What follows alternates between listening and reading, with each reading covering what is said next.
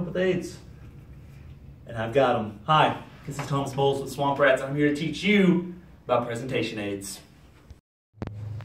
Now, Natty Light, there are 3 things you're going to want to remember when using presentation aids. When using presentation aids, you're going to want to make sure that everything is relevant. You don't want to distract your viewers. Another thing to remember is to make sure that they're big enough for everyone to see. The 3rd thing you're going to want to remember is to be prepared. You never know when you're going to have to keep going through with the presentation without visual aids due to technical difficulties or loss of an email. I feel you, man. I feel you, but what do I use, though, to help with my presentation? Well, Narissa, I'm glad you asked.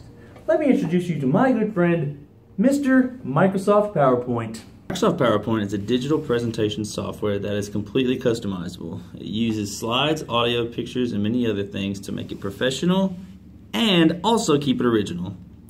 You can insert pictures, you can change the complete design to fit the needs of your presentation, whatever that may be.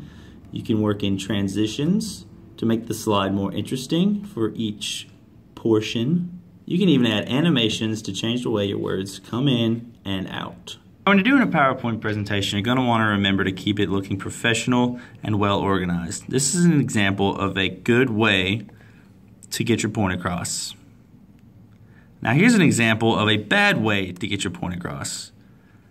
It's very unorganized and a lot going on and very distracting for anybody watching. Wow, that was actually really easy, but what can I use if I'm not so tech savvy? I'm glad you asked. Let's get physical. I'll show you some physical aids. There are several different physical aids that you can use when presenting. Let me show you a good example. Different types of presentation aids include a trifold presentation board, flip chart, and a poster board. Make sure that you use vibrant colors, and don't be afraid of blank space. You can use stencils to create text on a computer, and make sure that you are very familiar with your notes. You can print off pictures or graphs to keep your audience engaged. All right, here's some bad examples of physical objects. You want to make sure you have adequate color contrast. Don't mount gray artwork on a gray background, or use faded or pastel colors. Make sure your audience can see. You don't want to write with green on green. Here is another bad example. Make sure all of your visual aids are the same size. You don't want to have a larger poster card and then switch to a smaller one.